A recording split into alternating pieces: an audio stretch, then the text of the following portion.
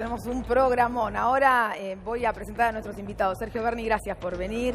Leonardo Grosso, ¿qué tal? ¿Cómo va? Y por aquí están Ezequiel Pasarelli, que es tributarista. Lo tengo a Patricia Añaños, que es candidata a intendente de Magdalena, del Frente de Todos. Y Diego Chousa, economista. Gracias a todos por venir. Bueno, ahí estamos planteando una serie de cosas, ¿no? En principio digo, machirulo el presidente, ¿no? El populismo es como una mujer que te gasta y te gasta la tarjeta y no sabe administrar. Me parece que hoy duerme afuera. Me parece, ¿no? Yo, ¿sí? que me parece que cuando llegue no sé cuál a es el Olivo le pensamiento va a de la tener que dar primera muchas dama. explicaciones a Juliana Aguada. Sí, no sé cuál es el pensamiento de Juliana Aguada. Me parece. Con perspectiva de clase, ¿no? Con la idea de la tarjeta a la mujer. La mantenida, digamos, en ese aspecto. La verdad que fuera de época, justo el domingo fue el cierre del Encuentro Nacional de Mujeres. Encuentro Nacional o Plurinacional de Mujeres, de lesbianas, trans, travestis, y la verdad es que hay algo que viene pasando en la Argentina y que el gobierno no identifica o intentó decir que identificaba, pero no lo ve, que es el enorme movimiento de mujeres y los feminismos que han ocupado la calle y han ocupado la agenda pública, y lo vimos el domingo en el debate cuando uno de los ejes tenía que ver con las perspectivas de género o las políticas con perspectiva de género. Por un lado tenés a Alberto proponiendo la creación del Ministerio de la Mujer, y del otro lado la contracara perfecta, Macri, llevando adelante una frase o un planteo machirulo, como dijo Cristina, ¿no? Sin perspectiva de género, y poniendo a la mujer en un lugar que él demostró más incapacidad que Macri para administrar las finanzas de la Argentina. ¿Quién tuvo? Bueno, el después aclaró. Declaró su propio default. Pero después aclaró y dijo que en realidad tomó eso de un video que se viralizó, pero en realidad las mujeres administran mejor que los varones. O sea que ahora él dice que él administra mal. Claramente que no es una cuestión, cuando hablamos de la administración de los fondos públicos, no es una cuestión de género, es una cuestión de intereses. Este gobierno lo que ha hecho es representar los intereses de aquellos que han sido ganadores de este modelo político y económico. Las energéticas, las empresas de energía, que se han dolarizado las tarifas, las petroleras y el sector financiero. Y en ese sentido lo que tendría que explicarnos Macri, a dónde fueron a parar toda la plata que le dio el Fondo Monetario Internacional, que hasta el día de hoy nadie sabe dónde está, más allá de los 30.000 millones que sí que han quedado registrados, que se fugaron. Después, durante mucho tiempo nos dijeron ese relato de que se hacían obras, no se inunda más.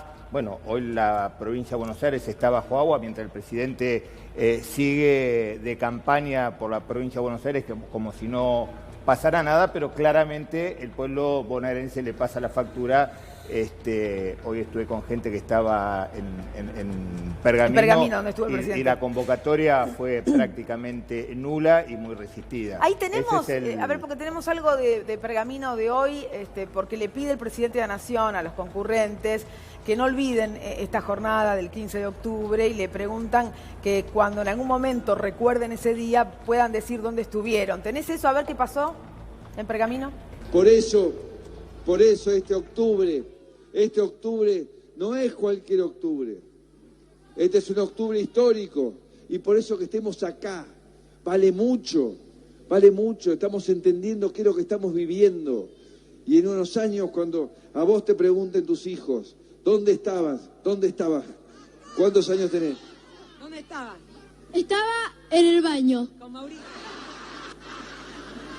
¿En el baño? ¿Cómo en el baño? Acá no veo ningún baño. ¿Cómo estás en el baño? Sigue la respuesta que más me ha sorprendido en mi vida. Pero bueno, no voy a seguir indagando. Lo vamos a dejar acá. Bueno, lo va a dejar acá porque cada vez que se sale el libreto, el presidente de la Nación, que tiene muy calculado lo que tiene que decir, le sale de esta manera. Esto pasó en Pergamino. Le preguntaba a una jubilada si tenía teléfono y le contestó que no.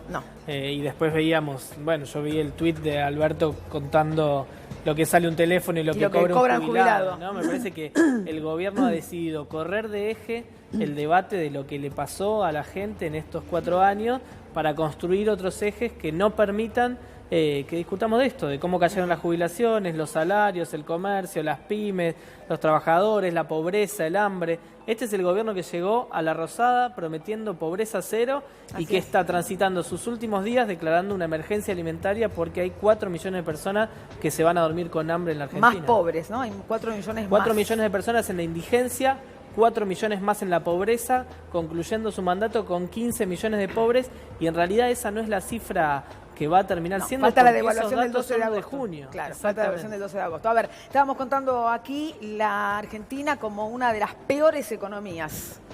Según el Fondo Monetario Internacional, que es corresponsable de esto también, hay que decir. Y son números que pueden ser un poco subestimados, ¿no? Porque sabemos que históricamente el Fondo Monetario hace una previsión sobre los países por ahí que no prescriben tanto el recetario y después siempre la termina modificando al alza, ¿no? Pasó este año, sin ir más lejos, todavía decían que iba a haber crecimiento económico. Bueno, este año con los números de ahora van a cerrar 3,1 por debajo, ¿no?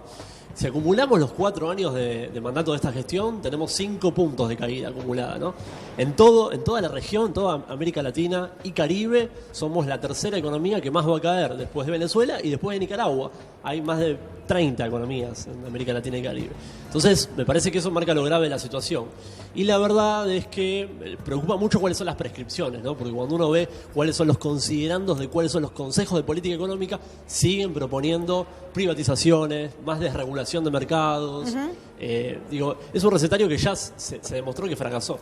Vamos con algunos detalles más de ese informe del Fondo Monetario Internacional. Las contadas excepciones a este patrón, ¿no? Habla de la inflación moderada en el mundo. General son las economías en las cuales las fuertes depreciaciones de la moneda intensificaron la presión sobre los precios internos.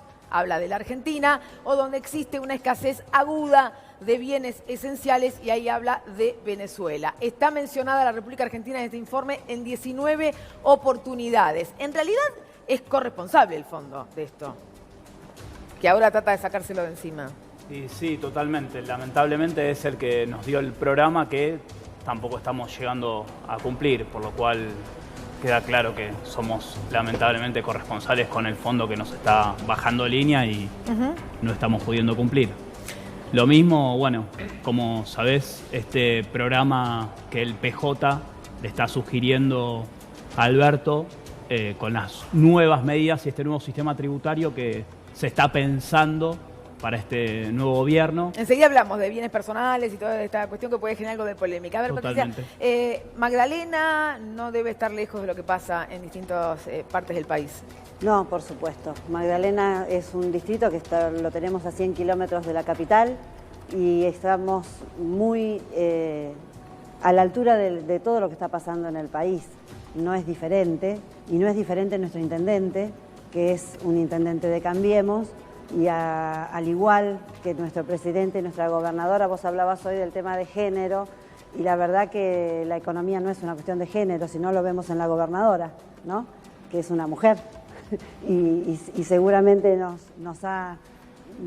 ha hecho nada bueno en función de la provincia y en función de los municipios como el nuestro, que es pequeño. ¿Y cuáles son los números ahí de, por ejemplo, de comedores o de pobreza o de indigencia? Los números han ido avanzando como en todos los lugares. Los cupos de comedor son escasos, siguen aumentando los chicos con necesidad de alimentarse dentro de la escuela, y lo estamos viendo además en la desidia que vemos en la atención de la Dirección de Desarrollo Social. Hoy las familias que más necesitan, vemos llegar camiones a la municipalidad con alimentos para dar, y la verdad que es una coerción constante hacia aquel que necesita, precisamente sobre el alimento, sobre todo lo que le tienen sobre lo que básico. dar, sobre lo básico. Hay hambre también en Magdalena. Hay hambre también en Magdalena. Vero, ahí tenés algunos datos importantes.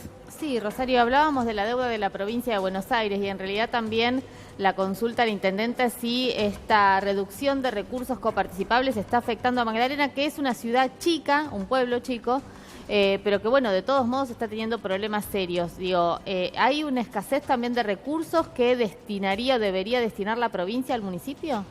Nosotros lo que hemos visto en realidad tiene que ver en función, por ejemplo, con lo que fue inversión en las escuelas.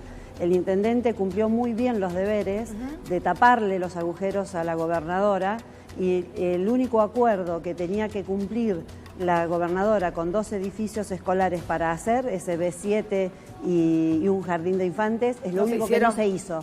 Lo demás lo suplió el intendente con el fondo educativo, que sabemos que es un fondo que llega de Nación. Ahí tenemos, hablando de cosas que se hacen, porque se pueden hacer y se tienen que hacer bien, no se tienen que hacer como corresponde. Hoy apareció una fotografía o un video que es bastante impactante. Yo la primera vez que lo vi pensé que estaba trucado. Es la ruta nacional número 7 en Neuquén y un auto está absolutamente metido en un pozo. ¿Tenés ahí la imagen? A ver. El asfalto se tragó un automóvil, míralo. Mirá. Una obra terminada hace 2 años, el presidente estuvo hace unos días ahí en el marco de su campaña del Sí se puede. Esto es lo que pasó hoy en la provincia de Neuquén. Esto es real también, ¿no? Ahí tenés el asfalto y se tragó el auto. Es muy impactante la imagen. Sí, Rosario, además decías que una obra inaugurada hace 2 años, pero Dietrich la está inaugurando por tramos y hace muy pocos días el ministro estuvo por allá, inauguró a metros de este accidente una obra. Te digo lo que dicen en el gobierno respecto a este accidente, que no tuvo nada que ver con la calidad de la ruta, sino que lo que pasó fue que explotó un caño. Abajo un caño que era del gobierno provincial, había sido puesto por el gobierno provincial y bueno, esto fue un accidente debido a eso, pero que no tuvo nada que ver con la calidad de la... es de la provincia de Neuquén. Exacto. Le explotó el caño a Neuquén y ahí pasó eso. Bueno, eso es lo que nos están contando desde La Rosada. El Paseo del Bajo, que lo han inaugurado hace muy poquito, están reasfaltándolo en la zona de Retiro todavía. Así que estas son imágenes que las vemos cotidianamente, sobre todo en la provincia de Buenos Aires. Hacen una obra, vuelven a refaltar, no hablar de las obras públicas en la ciudad de Buenos Aires, que ponen una vereda, la sacan al otro día, la vuelven a poner, la sacan, la ponen, la sacan, la ponen, las plazas le ponen arena, le sacan arena, le ponen un árbol, le sacan un árbol. Bueno, esta es parte del mecanismo de gestión de este gobierno, no solamente nacional, sino también que se replica este modelo en la provincia y se replica también en la ciudad. Estos no son 3 gobiernos que están totalmente aislados y que no tienen nada que ver con uno, sino que responden a un modelo político, económico y social que le ha dado muy buenos resultados a un sector muy pequeño de la población, pero que ha excluido a la gran mayoría de los argentinos. Sí, Leonardo. No, el gobierno de la provincia de Buenos Aires, de María Eugenia Vidal, va a cumplir el triste récord de ser el primer gobierno en la provincia, en la historia de la provincia de Buenos Aires, de empezar con más espacios áulicos y educativos en el sistema de educación pública de la provincia que con el que termina. Porque después de la explosión de Moreno con la muerte de Sandra y Rubén, la reacción de la provincia de Buenos Aires no fue duplicar las partidas para infraestructura de las escuelas públicas, fue cerrar las aulas que estaban en peligro y todavía hay espacios. Hubo escuelas que estuvieron un año entero cerradas, meses cerradas, y todavía hay espacios en la provincia de Buenos Aires dentro de las escuelas públicas que están cerrados sin acceso para los chicos y para los docentes porque no está la plata para arreglarlos. No solo no construyó las escuelas que dijo que iba a construir, los jardines que dijo que iba a construir, sino que termina con el triste récord de tener menos espacios educativos que con los que empezó. Sin hablar de las escuelas rurales que se han cerrado por cuestiones presupuestarias, que fue una pelea muy grande durante todo el año pasado y que la gobernadora hizo oídos sordos y cerró no solamente escuelas rurales, sino escuelas rurales de mucha importancia, sobre todo por su ubicación en la zona del Tigre, en la zona del Paraná, en los lugares alejados, porque no le daban los números como si fueran cuestiones netamente matemáticas, cuando sabemos la importancia que tiene la educación, por sobre todas las cosas, para la provincia de Buenos Aires. Bueno, las obras fueron paralizadas, ¿no?, por parte del gobierno nacional, teniendo en cuenta la situación económica de la Argentina. Todavía está guardando un desembolso del Fondo Monetario Internacional. Allí han viajado a Washington Sandleris, también el ministro Lacunza y también enviados del candidato a presidente del Frente de Todos, Alberto Fernández. Digo, ¿qué margen va a tener el próximo presidente de la Nación para poder resolver estas cuestiones que estamos hablando? Reducido una primera etapa, yo creo que es muy acuciante la situación que viene pasando con el Fondo Monetario. Hasta que no se cierre eso, no se reestructure el acuerdo, así como está planteado, es asfixiante directamente sobre nuestras cuentas públicas. Hoy el ministro Lacunza hizo una conferencia de prensa lamentable, realmente minimizando los números de la deuda. No se entiende la incongruencia de que si pasa lo que dijo hoy, que la deuda no es tan pesada, ¿por qué defaulteó hace 2 meses? Hay algo ahí que es incongruente, ¿no? O sea, ¿vos creés que es un discurso de campaña del ministro? Sí, hace algunas argucias técnicas, alguna cuestión metodológica para minimizar el impacto de la deuda. Yo creo que en parte de respuesta a lo que fue el debate, ¿no? Donde me parece que quedó bien transparentada la problemática de la deuda expuesta por los candidatos de la oposición, en particular por Alberto Fernández, pero digo, atrás de esa argucia técnica hay una incongruencia. Si la deuda no es tan pesada, ¿por qué la tuviste que reestructurar, que defaultear hace escasos 2 meses? ¿Y qué pasa con el tema impuestos, y los márgenes para un próximo presidente? Y los márgenes van a ser bastante complicados. Recién te comentaba, Rosario, que hubo una sugerencia bastante interesante, casi 120 páginas del Partido Justicialista. Partido Justicialista hacia Alberto, con algunas cuestiones bastante interesantes de traer a la mesa. Por ejemplo, sí, claro. Te doy una definición que me parece muy buena, que es que yo creo que la gente está cansada de escuchar hablar de impuestos.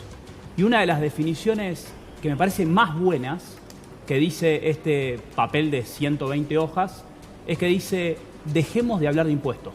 Los impuestos tienen que dejar de ser un tema en Argentina, y para que dejen de ser un tema en Argentina, tienen que dejar de ser un problema para las pymes, para los monotributistas, los autónomos. Sí, lo cierto es que el Estado necesita empleados. recaudar también, ¿no es cierto? Totalmente, y en eso viene después el detalle de qué es lo que se sugiere hacer para Alberto, y dentro de ese detalle es lo que surgió por todos lados, por ejemplo, el aumento de bienes personales, excepcional por 2 años, y una serie de otros impuestos al patrimonio, tanto creando nuevos impuestos como aumentando algunos que ya existen, aumentando bienes personales, creando un impuesto a la herencia, creando un impuesto nacional a los inmuebles, provincial, recordemos, y municipales. Ya existen impuestos a los inmuebles, ahora se pretende gravar también, crear un impuesto a los inmuebles de tipo nacional. Bueno, o sea que de algún lado va a salir esto, de todas maneras, los recursos. Por supuesto que aquí estamos hablando también del IVA, la canasta básica y cómo ayudar al bolsillo, ¿no?, de la gente. Eso hay que, estudiarlo, porque en realidad se le quita el IVA a los productos de la canasta básica y los precios siguen aumentando. Totalmente. Ahí en lo que tiene que ver con el IVA es interesante recordarle a la gente que esto es, por un lado, momentáneo hasta el 31 de diciembre. Claro, todo es hasta el 31 de diciembre. Con lo cual, Alberto, cuando llegue el 1 de enero, si es electo presidente finalmente, va a tener que ver qué hace con eso. Y una de las sugerencias adicionales que se pone en este paper de 120 hojas es no solamente eliminar el IVA a la canasta básica, sino también ir a un régimen de devolución de IVA, como se hacía, ya existía, como se hacía, sí, a los jubilados, a los empleados, pensionados y demás. Que daba mejores resultados que lo que terminó siendo la rebaja directa sobre los productos de la canasta básica, que automáticamente aumentaron. Se terminaron trasladando. Claro. Eso se lo quedó los grandes canales de comercialización concentrados. Las empresas, otra vez se lo quedaron las empresas. A ver, por ahí, Lucía, vos me decías que el presidente de la Nación está rezando, algo así es lo que está haciendo. Bueno, un Macri que quienes lo frecuentan y también en sus discursos públicos se puso muy religioso, digamos, con muchas evocaciones a Dios. Algunos dicen que para ganar el voto de Gómez Centurión, y otros dicen que el presidente está como en una etapa en la que él mismo dice que está conectando con la gente, muy entusiasmado con estas marchas del Sí se puede. Te contaba hace un ratito que tiene desde hoy, que estuvo recorriendo, como contábamos al principio, hasta el sábado, que va a terminar con esta marcha que en el gobierno la llaman la marcha del millón, de 1 millón de personas quieren juntar en el obelisco. Todos los días va a tener una marcha. Pero además están buscando réplicas en distintas partes del mundo de esa también, marcha. Bueno, esperan que la marcha del sábado, que también contamos que corrieron la fecha de los partidos de fútbol para que no coincida con la marcha del presidente, lo pidió el mismo presidente.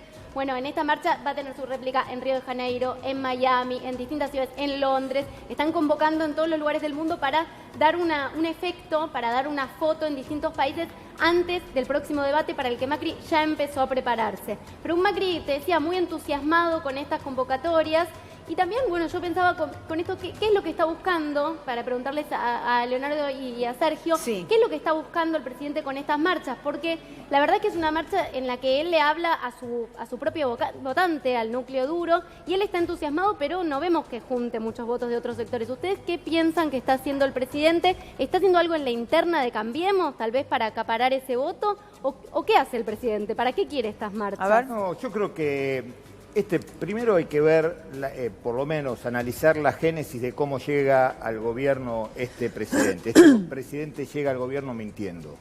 A partir de la mentira y el éxito que generó la mentira sobre su trayectoria política, que le permitió llegar a ser presidente, hizo de la mentira una forma de conducción política. Y lo peor que puede pasar es enamorarse de sus propias maniobras, de tal manera que hoy él se cree sus propias mentiras. Esto es como el adicto. La mentira es como una droga. Una vez que uno empieza, es muy difícil eliminarlo, y no solamente eso, sino que va negando su enfermedad y además se va retroalimentando. Y este presidente se miente a sí mismo, ya no le alcanza con mentirle a la sociedad, sino que le miente a sí mismo y encima se lo cree. Leonardo, ¿qué crees? No, yo creo, como dijo Massa, es una gira de despedida, ¿no? Y me parece que está haciendo eso, se está despidiendo. Creo que tendría que poner toda esa energía en convocar 1 millón de personas para resolver el problema del hambre que deja este gobierno, para resolver el tema de la deuda, para resolver el tema del trabajo. Porque yo pregunto, Macri va a estar toda la semana de campaña. ¿Quién nos gobierna?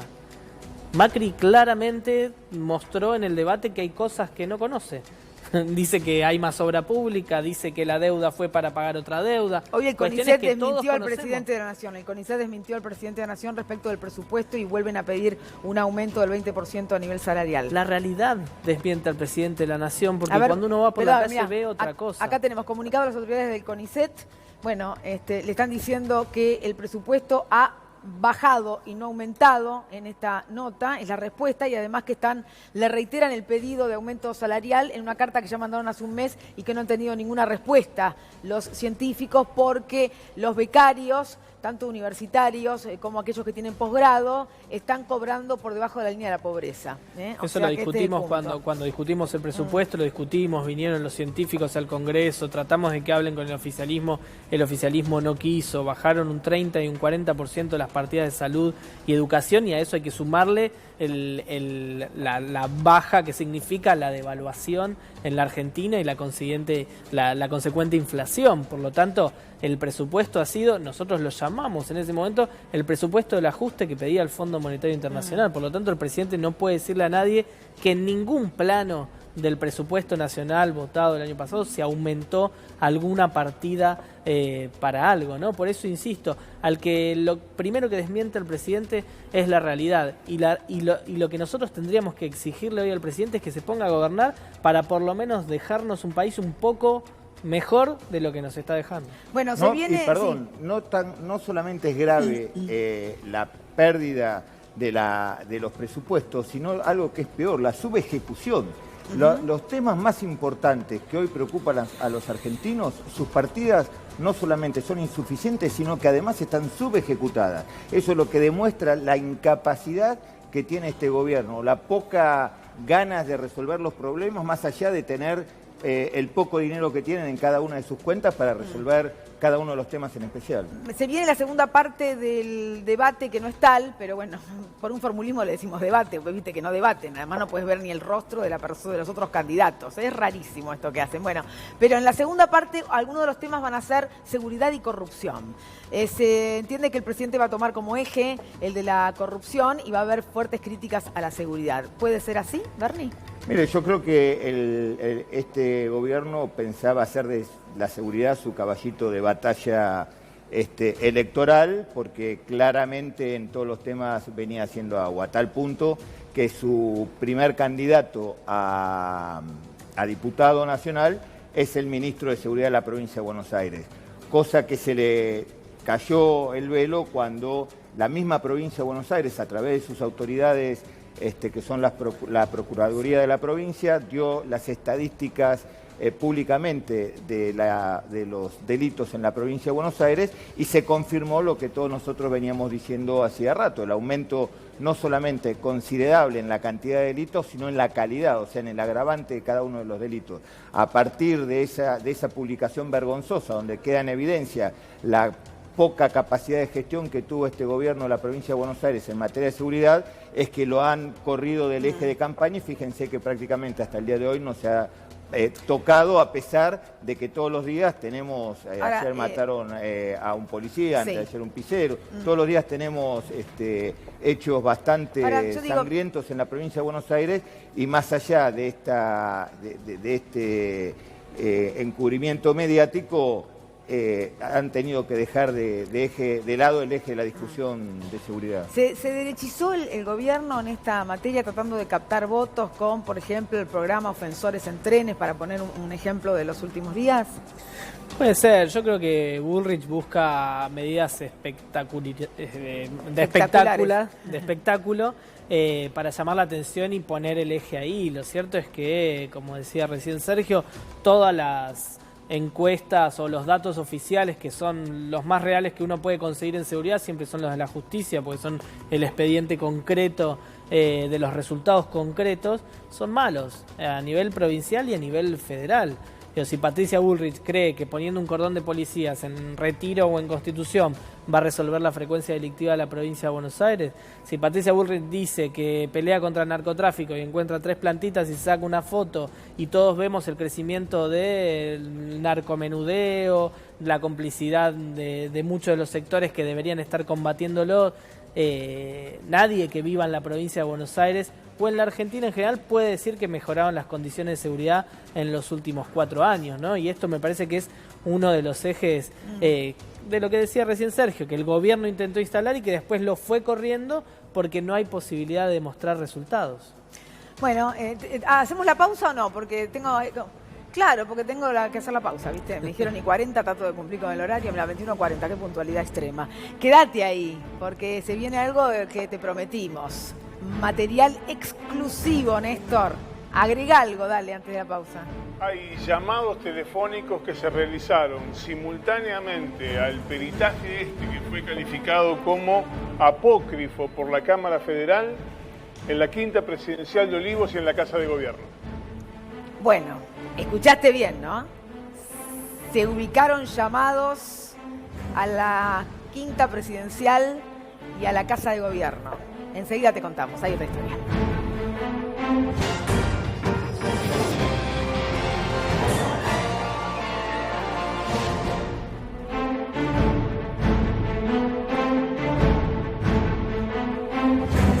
Ahora lo prometido. Una carta, muchos interrogantes, un perito, muchos números telefónicos y llamadas a distintos poderes. A ver, Néstor Espósito, ¿de qué se trata? Ponemos en contexto, la causa por la importación de gas natural licuado es la causa madre de la fotocopia de los cuadernos. En el marco de esa causa, en 2017 fue detenido por primera vez Roberto Barata. Y fue detenido porque había un informe pericial que hablaba de sobreprecios, de sobrefacturación, de irregularidades muy serias. Ese informe pericial fue realizado por un perito oficial cuyo nombre es David Cohen. Fue tomado por bueno por el juez Claudio Bonadío, pero cuando lo revisó la Cámara Federal, dijo esto es un disparate, tiene inconsistencias, lo descalificó y cambió el procesamiento por falta de mérito. A partir de ahí se encaró una causa judicial contra el perito por falso testimonio. El perito está hoy camino a juicio oral por el delito de falso testimonio y en el marco de esa causa se pidió el listado de llamadas entrantes y salientes en los tiempos en que fue presentado el peritaje. Ahí apareció la sorpresa. A ver. Roberto Barata recibió ese pendrive, consiguieron abrirlo con toda la sábana de los llamados entrantes y salientes y comenzó a hacer un trabajo artesanal, a revisar uno por uno los números, con quién se comunicaba, a quién pertenecía. Trabajo que hizo Roberto Barata. Lo hizo Roberto Barata y manuscrito de su propio puño y letra en un cuaderno común, empezó a escribir todas las anotaciones, que son estas que estamos viendo en pantalla. En esas anotaciones se encontró que había decenas de llamados de los teléfonos, que eran más de uno, del perito David Cohen con Comodoro Pi. Entonces empezó a averiguar si el perito podía tener algún otro peritaje en otro juzgado por otra causa. Y descubrió que no, que había un solo peritaje por esa fecha y era el que lo involucraba a él. Es decir, que los llamados, deduce Barata, solo podían haber sido al juzgado de Claudio Bonadío. A partir de eso empezó a rastrear el resto de las antenas, la activación de las antenas. Y ahí se encontró con otra sorpresa, porque hay activación de las antenas en Casa de Gobierno, en la Quinta Presidencial de Olivos, en empresas de servicios, empresas de limpieza, 5 que tienen una misma dirección. Barata dice, ¿no será que esta es una pantalla para ocultar actividades de inteligencia? Y termina preguntándose esto que vamos a ver en pantalla, que él, con un resaltador, resaltó en la presentación que le hizo al juez Sebastián Ramos. Dice concretamente, me pregunto, me surge un gran interrogante, si David Cohen fue y es simplemente un perito oficial que realizó mal una pericia, o si además formó parte de un sistema de persecución en mi contra y la de todo mi entorno familiar. ¿Por qué habla del entorno familiar? Porque en algunas de las antenas que fueron activadas coinciden con el domicilio donde todavía vive la mujer de Barata y con el domicilio donde viven los padres de Barata. Y hay incluso llamadas que se produjeron en horas de la madrugada, donde nada tenían que ver, ninguna relación podían tener con la investigación. Este material que estamos mostrando fue presentado esta mañana ante el juez federal Sebastián Ramos. Son 44 páginas manuscritas más 5 anexos con todo el entrecruzamiento y la información. Con todo esto que estamos contando es apenas inicial, porque está incompleta, porque faltan chequear un montón de números. Bien, lo que le está pidiendo Barata al juez en definitiva es decir, a ver, había muchas personas detrás de Cohen, del perito, para poder presentar una falsedad y además formaba parte de un sistema de persecución en mi contra y la de mi familia. ¿Esto es lo que va a investigar el juez Ramos? Sí, mira, y para que te des una idea de estos datos llamativos, el día previo a que se presentara este informe del que estamos hablando, hubo 5 llamados a Comodoro Pi. Y el día que se presentó el informe hubo 10 llamados a Comodoro Pi. Y otro tanto pasó en los 2 días posteriores, es decir, el día antes, el día de la presentación y los días posteriores, hubo una catarata de llamados en los teléfonos del perito Cohen hacia los tribunales federales de Retiro. Bueno, a ver, este es el perito, que está imputado por falso testimonio, ¿no? Y tendrá que ir a juicio oral para dar explicaciones. El perito fue procesado en primera instancia, confirmado por Cámara. Lo próximo que sigue es el juicio oral y público. Bien. Y no nos olvidemos, como dato ilustrativo, que a partir de que la causa que tenía en contra Barata por la importación de gas se cae por la truchada de la pericia, ¿quién aparece en escena para sostener la causa y que no se termine de derrumbar en 1000 pedazos? Es ahí cuando aparece en escena justamente D'Alessio, Marcelo Sebastián D'Alessio, que está totalmente investigado por su vinculación con los servicios de inteligencia. Contemos eso, Néstor, para que quede claro. Es bueno lo que señala, perdón, se me había cerrado la cucaracha. Es bueno lo que dice Bernie, porque además esto también lo señala, concretamente lo señala Barata, cuando dice en un momento determinado que desde aquel peritaje que fue declarado nulo hasta la nueva detención de Barata, el único hecho nuevo que ocurrió fueron las 2 declaraciones de Marcelo Sebastián D'Alessio. Bueno, acá el punto es que se van cayendo el armado de distintas causas que tienen a exfuncionarios todavía presos.